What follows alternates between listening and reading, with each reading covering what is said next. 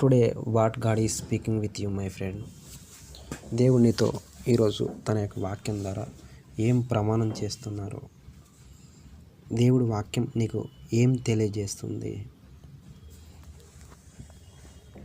The book of chapter Proverbs 2 and verse 7 నీకేం తెలియజేస్తుంది అంటే, ఆయన యథార్థవంతులను వర్ధిల్ల చేయును, యుక్త మార్గము తప్పక నడుచుకుని వారికి ఆయన కేడముగానున్నాడు.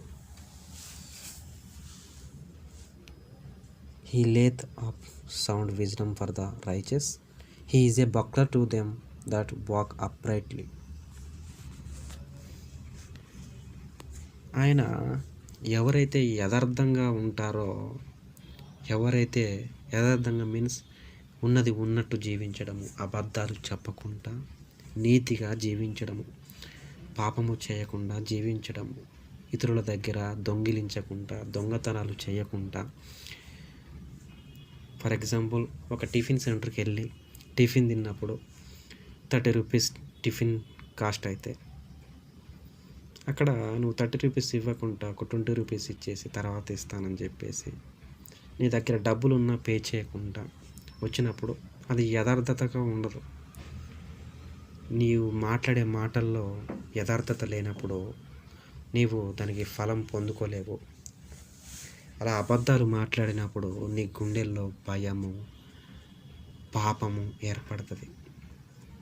నువ్వు యథార్థంగా లేనప్పుడు, నీతిగా నిజాయితీగా లేనప్పుడు నువ్వు పడే భయం వల్ల, ఆ యొక్క పాపం వల్ల నువ్వేం చేసినా కానీ ఆ పాపం గుర్తొచ్చి చేయలేవు. చేసినా కానీ దానికి సంతోషించలేవు. నీ జీవితంలో వర్ధిల్లడం చూడవు. చేసిన కష్టానికి సమాధానాన్ని చూడలేవు. అంటే కష్టపడిన సొమ్మంతా కూడా నీకు సమాధానం లేకుండా పోతుంది. ఏం చేసినా కలిసి రాదు. పొద్దున్నాక కష్టపడతావు, సంపాదిస్తావు, నెలంతా సంపాదిస్తావు, కానీ అది ఏమైపోతుంది, ఎలా ఖర్చు అయిపోతుంది, ఎలా ఆ డబ్బంతా మాయమైపోతుంది అనేది అర్థం కాదు. అదే నీతిగా యథార్థంగా ఉన్నవారికి ఆ యొక్క డబ్బు, ఆ కష్టించిన డబ్బు సంతోషాన్ని, సమాధానాన్ని, ఆనందాన్ని ఇస్తుంది. వారి జీవితంలో ఆ యొక్క డబ్బు, ఆ కష్టము వారిని వర్ధిల్లింపచేస్తుంది, ఉన్నతమైన స్థానంలోకి వెళ్ళడానికి సహాయం చేస్తుంది. ఆ యొక్క యథార్థత ఎప్పుడైతే యథార్థంగా ఉంటాడో, మంచివాని దగ్గరికే వచ్చి నలుగురు కూర్చుంటారు. అరే వీడు మంచివాడు. ఫర్ ఎగ్జాంపుల్, ఒక మంచి పిల్లాడు ఉన్నాడు, వాడు ఏ పాపం చేయడు, ఇతరులతో తప్పుగా మాట్లాడు. ఒక చెడ్డ పిల్లాడు ఉన్నాడు, వాళ్ళతో ఎప్పుడు గొడవలు పడుతూ ఉంటాడు. మంచివాని దగ్గరికి ఎక్కువ వస్తారా, చెడ్డ పిల్లవాడి దగ్గరికి ఎక్కువ వస్తారా? పిల్లలు ఎక్కువ ఎవరితో మాట్లాడతారు? మంచివాడితో మాట్లాడతారు. చెడ్డవానితో మాట్లాడతారా? మాట్లాడరు. అలా మంచి వాళ్ళకి దేవుడు ఒక ఐశ్వర్యము కానీ, వారి జీవితంలో ఎదుగుదల కానీ, వారు సంతోషంగా ఉండడం కానీ చూస్తాం. ఎందుకంటే దేవుడు మంచి వాళ్ళని దీవిస్తాడు. యథార్థంగా ఉన్న వాళ్ళని, ఇతరులకు సహాయం చేసేవారిని, ఇతరులను ఆదుకునేవారిని, అనాథలను ఆదుకునేవారిని, వీరందరికీ దేవుడు సహాయం చేస్తూ ఉంటారు. దేవుడు యుక్త మార్గంలో నడుచుకునే వారికి, తప్పక నడుచుకునే వారికి ఆయన కేడముగా ఉన్నాడు. అంటే అర్థం ఏంటంటే, యుక్త మార్గం అంటే నడి వయస్సులో తప్పుడు పనులు చేయకుండా, తప్పుడు ఆలోచనలు చేసి పాపములు చేయకుండా ఉన్నవారికి, యథార్థంగా నీతిగా ఉన్నవారికి, యుక్త వయస్సు అంటే నడి వయస్సు 25, 30 సంవత్సరాలు, 35 సంవత్సరాల మధ్యలో ఉన్నవారికి, తప్పు చేయకుండా, ఏ పాపం చేయకుండా ఉన్నవారికి దేవుడు తోడుగా ఉండి నడిపిస్తాడు. వారికి ఆలోచన పుట్టించి నడిపిస్తాడు.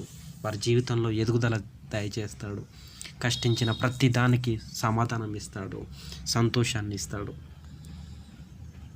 యథార్థంగా ఉన్న వారికి ఏ మేలు కొదవ చేయడు. పొంగిపొర్లాగిన దేవుడు, ఇచ్చు దేవుడు. ఆయన దయ కలిగి ఉంటాడు, కృప కలిగి, ప్రేమ కలిగి దేవుడు సహాయం చేస్తూ ఉంటారు. సహాయం చేసేవారికి దేవుడు సహాయం చేస్తూ ఉంటారు. పాపులకు, పాపిష్టులకు, ఇతరులను కొట్టుతూ తిడుతూ ఉన్న వాళ్ళకి దేవుడు ఎప్పుడు కూడా సహాయం చేయడు. పాపాలు చేస్తున్న వాడికి దేవుడు ఎప్పుడు సహాయం చేయడు, చేయాలనిపించదు. యథార్థంగా నువ్వు జీవించినప్పుడు నీ జీవితంలో ఎదుగుదల, సంతోషం, సమాధానం ఉండడం చూస్తావు.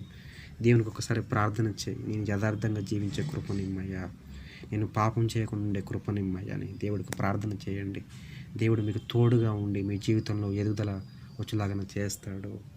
మిమ్మల్ని పాపపు జీవితం నుంచి విడిపించి యథార్థంగా జీవింపజేసి మీ జీవితంలో ఎదుగుదల వచ్చేలాగా, చేసిన కష్టానికి సమాధానం వచ్చేలాగా దేవుడు సహాయం చేస్తాడు. మీరు ఏ పాపం చేయకుండా దేవుడు కాపాడతారు. ప్రార్థన చేయండి, దేవుడు మీకు తప్పకుండా సహాయం చేస్తారు. ఒకసారి ప్రార్థన చేసి చూడండి, మీ జీవితం మారుతుంది.